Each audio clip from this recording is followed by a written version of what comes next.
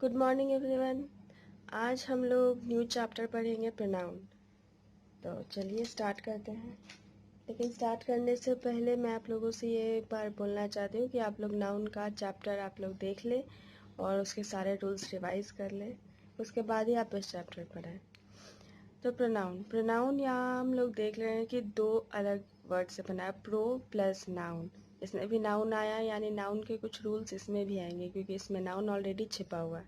तो प्रोनाउन का मतलब क्या होता है? In place of noun. Noun की जगह पर जो आता है उसे ही हम लोग प्रोनाउन कहते हैं। ओके, अब क्वेश्चन यहाँ ये आता है कि हम लोग आखिर प्रोनाउन को यूज़ ही क्यों करते हैं, प्रोनाउन का यूज़ आखिर आया क्यों? तो जब हम लोग कुछ भी पैराग्राफ लिखते हैं या फिर कोई स्टोरी लिखते हैं, एस्से लिखते हैं, वहाँ हम लोग नाउन का यूज़ करते हैं। उन सेंटेंसेस में हम लोग नाउन का यूज़ करते हैं, पर फ्रीक्वेंटली नाउन का यूज़ करने से ना स्टोरी या फिर ऐसे ख़राब हो जाती है। तो वो पैराग्राफ, वो सेंटेंस ख़राब ना हो, इसीलिए हम लोग नाउन के जगह प्रोनाउन का यूज़ करते हैं। ठीक है, ताकि सेंटेंस की जो ब्यूटी है वो बनी रहे।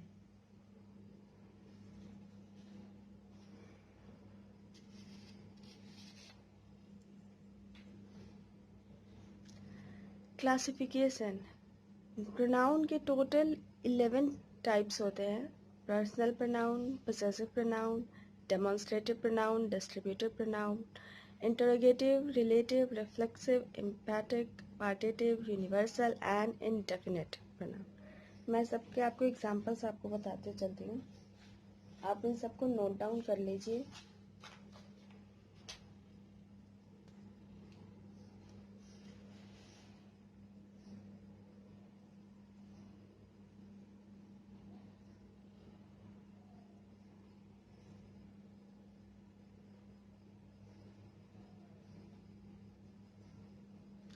पर्सनल प्रोनाउन और पोजेसिव प्रोनाउन का मैंने अलग से टेबल बनाया है पीछे, वो आप नोट कर लीजिएगा। डेमोन्स्ट्रेटिव प्रोनाउन में का एग्जाम्पल है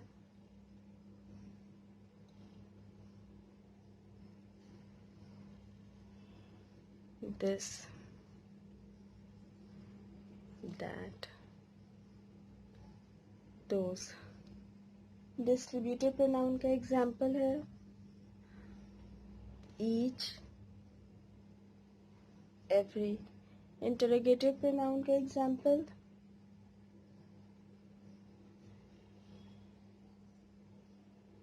all question, WH question word. Relative pronoun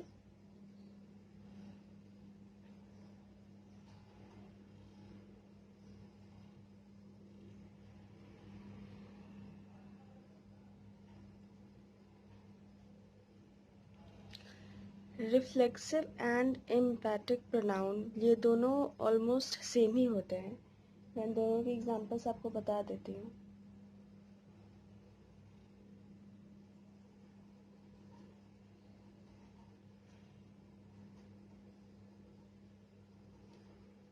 empathic pronoun में भी यही सारे वर्ड्स आएंगे, myself, yourself, our self,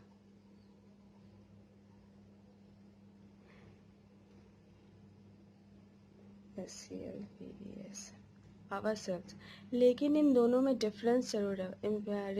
reflexive and emphatic दोनों एक जैसे दिखते हैं, but still there is a difference.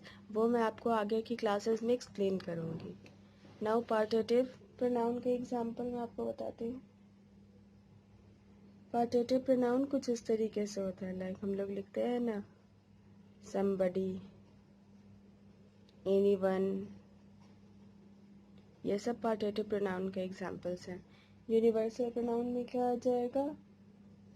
Each, every, all. इन सब के साथ क्या जुड़ेगा? वन, बॉडी या फिर थिंग।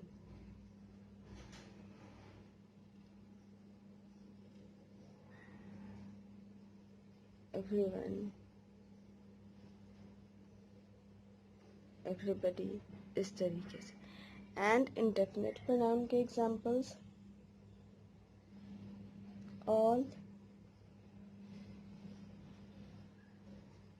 एनी।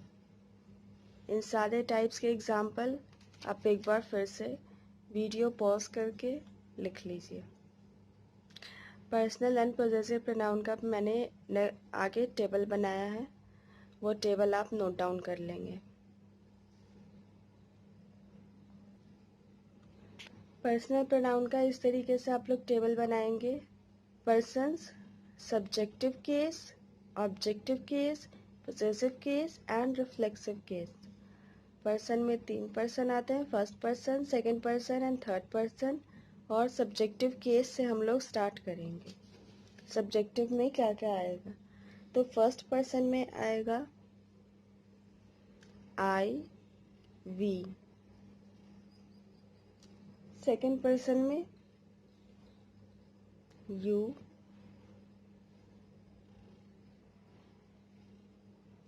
थर्ड पर्सन में ही, she, it, they. Objective case में क्या क्या आएगा? ऑब्जेक्टिव केस में आई, वी का ही चेंज हो जाएगा me and us. Second person में यू का क्या चेंज हो जाएगा? यू का यू ही रहेगा। थर्ड पर्सन में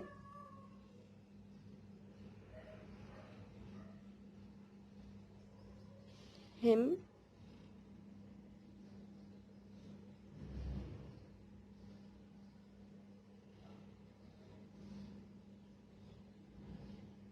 हर,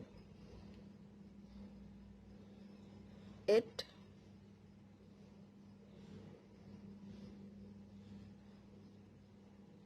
देम। पॉसेसिव प्रोनाउन में क्या क्या आएगा? आई का चेंज हो जाएगा माई, वी का चेंज हो जाएगा आवर्स, यू का चेंज होकर क्या हो जाएगा? Yours. And he, she, it and they किस में चेंज हो जाएगा? ही बदल जाएगा हिज में, हर, सी बदल जाएगी हर्स में, इट बदल जाएगा इट्स में एंड देयर बदल जाएगा देयर्स में। हम लोग हमेशा एडजेक्टिव वर्ड और प्रोनाउन में कंफ्यूज हो जाते हैं कि हर होगा प्रोनाउन या फिर हर्स होगा प्रोनाउन। तो आप देख रहे हैं कि जितने भी प्रोनाउंस मैंने लिखे हैं उन सब में एस लगाया। तो प्रोनाउन वर्ड्स में एस लगेंगे, theirs not their. Their is an adjective but theirs is a pronoun word. Okay. And reflexive, I का माई सेल्फ,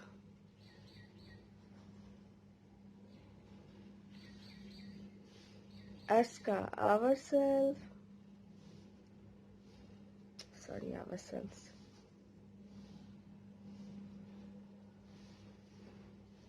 ourselves, यू का yourself and yourself, क्योंकि सिंगुलर में भी आएगा और प्लूरल में भी आएगा। योर सेल्फ सिंगुलर हो गया एंड योर सेल्फ प्लूरल, दोनों वर्ड आएंगे। ये हो जाएगा हिमसेल्फ, हर बदल जाएगी हर सेल्फ में, इट बदल जाएगा इटसेल्फ एंड दे बदल जाएगा देमसेल्व्स।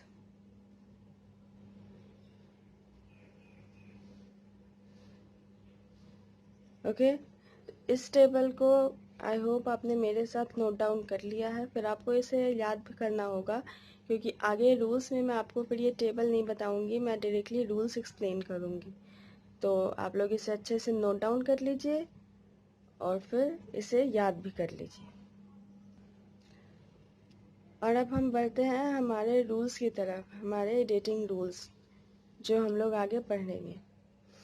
तो सबसे पहला रूल क्या बोलता है कि कभी कभी ऐसा हो जाता है कि एक ही सेंटेंस में 3 डिफरेंट तरीके के पर्सन्स को हम लोग यूज़ करते हैं, 3 डिफरेंट तरीके के प्रोनाउंस को यूज़ करते हैं। तो हम लोगों को उसकी सही अरेंजमेंट नहीं आती है कि उसी सेंटेंस में प्रोनाउंस को किस तरीके से अरेंज करें। तो जहाँ आप तीन अलग तरीके के प्रोनाउन यूज़ कर रहे हो, तीन अलग पर्सन्स के प्रोनाउन को यूज़ कर रहे हैं एक ही सेंटेंस में, तो उसका स्ट्रक्चर कुछ इस तरीके का होगा कि पहले हम लोग सेकंड पर्सन को लिखेंगे, फिर third person and then first person. Second person पहले यू से स्टार्ट करेंगे सेंटेंस, फिर थर्ड पर्सन आएगा, फिर फर्स्ट पर्सन आएगा। ज़रूरी नहीं है कि तीनों का होना है। अगर आप सेकंड पर्सन और फर्स्ट पर्सन को ही सिर्फ लिखना चाहते हैं तो थर्ड पर्सन आप हटा देंगे। अगर आप फर्स्ट पर्सन हटाना चाहते हैं तो सेकंड एंड थर्ड पर्सन आएगा, लेकिन अरेंजमेंट इसी ऑर्डर में होगी। कोई अगर नहीं रहेगा तो आप उसे हटा देंगे, लेकिन अरेंजमेंट इसी ऑर्डर में रहेगी। अगर मैं फिर से एक बार रिपीट कर देती हूँ कि अगर एक ही सेंटेंस में आप लोगों को तीन अलग पर्सन्स के प्रोनाउन को यूज़ करना है तो उसकी arrangement second person, third person and first person इस तरीके से रहेगी। इसका एग्जाम्पल मैं आप लोगों को एक देती हूँ, आप लोगों को उससे समझ में आएगा।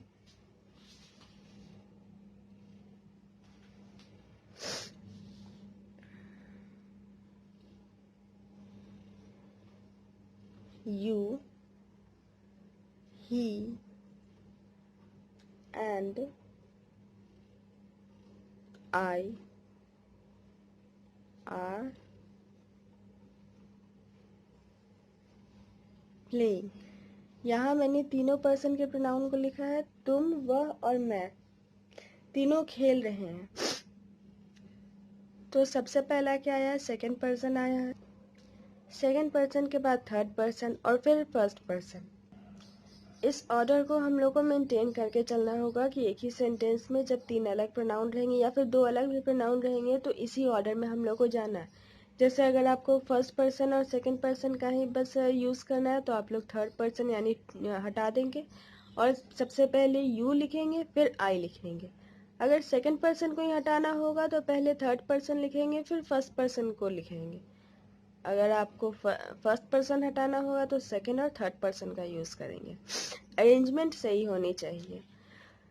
उसके बाद ये इसी का पार्ट है कि अगर आप सेंटेंस में एंड का यूज़ कर रहे हैं, यहाँ हमने एंड का यूज़ किया है ना, तुम, वह और मैं तीनों खेल रहे हैं, यहाँ पर उसी के बारे में बताया कि वर्ब कौन सा यूज़ करेंगे। तो अगर सेंटेंस में एंड यूज़ हुआ है तो फिर आपका वर्ब प्लूरल होगा, आर होगा। लेकिन अगर आपने एंड की जगह और यूज़ किया है तो उस केस में यहाँ पर वर्ब क्या आ जाएगा, वर्ब वो आएगा जो यहाँ पर प्रोनाउन आएगा उसके अकॉर्डिंग वर्ब आएगा, क्योंकि ज़रूरी नहीं कि हमेशा आई ही होगा। हो सकता है कभी आप दो पर्सन के बारे में ही लिखना चाहे सेंटेंस में, तो जैसा यहाँ पर प्रोनाउन आएगा उसके अकॉर्डिंग आप वर्ब चूज करेंगे।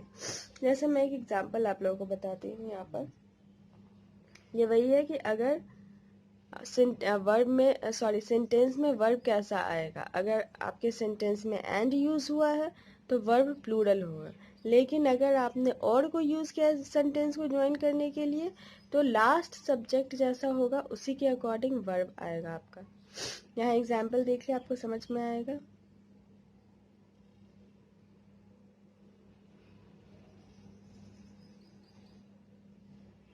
You,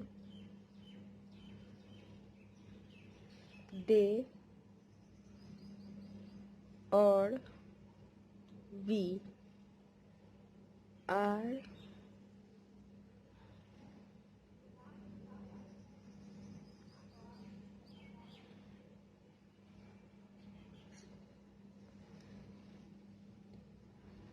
participating. यहाँ पर फिर से यहाँ लास्ट पर्सन क्या आया, वी यानी प्लूरल, तो इसलिए वर्ब हमने प्लूरल यूज किया है। अगर वहीं पे मैं ये लिखूं यू सी और आई, यहाँ कैसा वर्ब आएगा, आई के आई बात समझ में, लास्ट सब्जेक्ट जो रहेगा वर्ब उसके अकॉर्डिंग आएगा, एम पार्टिसिपेटिंग।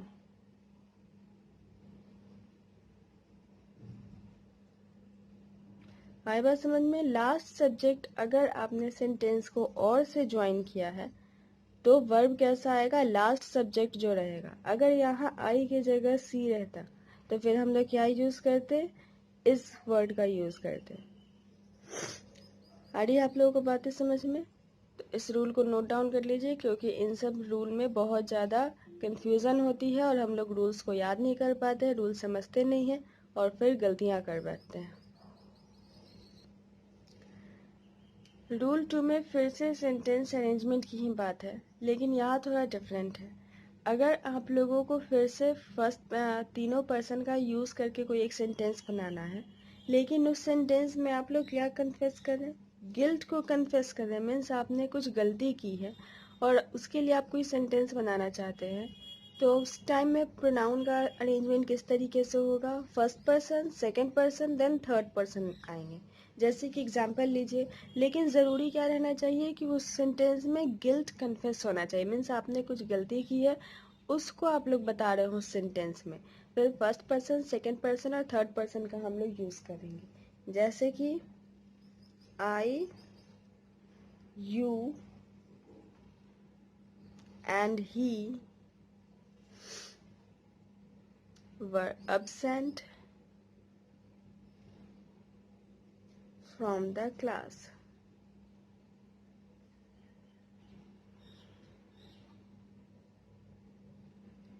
तो यहाँ तीनों ने गलतियाँ की थी कि वो लोग क्लास में नहीं थे, क्लास से एब्सेंट थे। तो यहाँ देख रहे हैं कि सेंटेंस का प्रोनाउन का जो स्ट्रक्चर है वो किस तरीके से, पहले फर्स्ट पर्सन आया, then second person and then third person. पिछले बार में क्या था, पहले हम लोग सेकंड पर्सन को लिखे थे, फिर third person and then first person. ठीक है, ये अरेंजमेंट आप लोग याद रखेंगे। नेक्स्ट बहुत ही छोटा सा रूल है, अगर किसी दो नाउन को हम लोग ज्वाइन करते हैं एंड से, तो वर्ब और प्रोनाउन कैसा आएगा? ये एक नाउन है और एक और नाउन है, इन दोनों को हम लोगों ने किससे ज्वाइन किया है? एंड से ज्वाइन किया है। तो इन दोनों नाउन के बदले जो वर्ब आएगा या फिर आगे सेंटेंस में जो प्रोनाउन आएगा, ये दोनों कैसे होने चाहिए? ऑलवेज प्लूरल होने चाहिए। क्या फिर से रिपीट कर दूं? सेंटेंस में दो नाउन को यूज करना है और उन दोनों नाउन को आपने एंड से जोड़ा है, तो इन दोनों नाउन के बदले जो आगे वर्ब और प्रोनाउन आएगा वो कैसा होगा? वो प्लूरल होगा। एग्जाम्पल,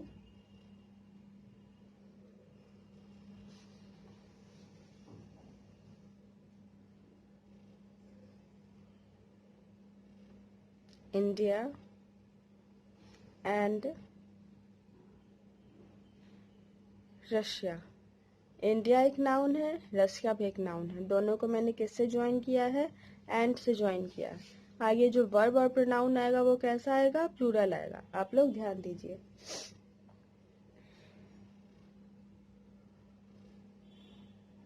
हैव, वोड, वोड मीन्स कसम खाना।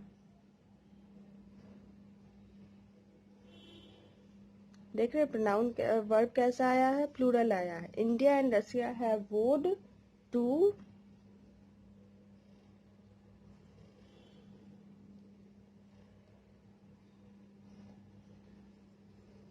Strengthen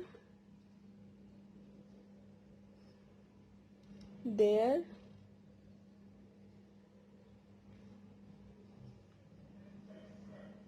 strategic relation. India and Russia दो नाउन को मैंने एंड से ज्वाइन किया, तो जो वर्ब आया और जो प्रोनाउन आया इनके लिए दोनों कैसे आए हैं? प्लूरल आए हैं। ओके, रूल 4 क्या बोलता है? यहाँ पर भी दो नाउन को ही हमने जोड़ा है, एंड से जोड़ा है, पर यहाँ कुछ और भी ऐड हुआ है। ये नाउन 1 है, इसे हमने ऐड किया है, और ये है नाउन 2, इन दोनों को ऐड किया है एंड से। दोनों को किस वर्ड से ज्वाइन किया है? एंड से। लेकिन ये जो नाउन 1 है ना, इसके पहले क्या आया है? आर्टिकल आया है, ए, एन या द। अगर इन तीनों में से कोई भी आ जाए, किसके पहले? सिर्फ पहले वाले नाउन के पहले। ठीक है, और उन दोनों नाउन को हमने एंड से ज्वाइन किया है, तो इन दोनों नाउन के बदले जो आगे वर्ब या फिर प्रोनाउन आएगा, ये दोनों कैसा होना चाहिए? सिंगुलर होना चाहिए। मैं फिर से रिपीट कर दूं, अगर दो नाउन को आपने एंड से ज्वाइन किया है, पर ऐसा हो कि पहले वाले नाउन के आगे कोई भी आर्टिकल आया हो, ए, एन या द, कोई भी आर्टिकल आया हो, तो इन दोनों नाउन के बदले वर्ब या प्रोनाउन जो भी आएगा वो कैसा आएगा? सिंगुलर आएगा। Example,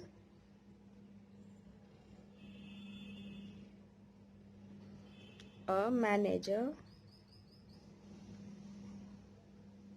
and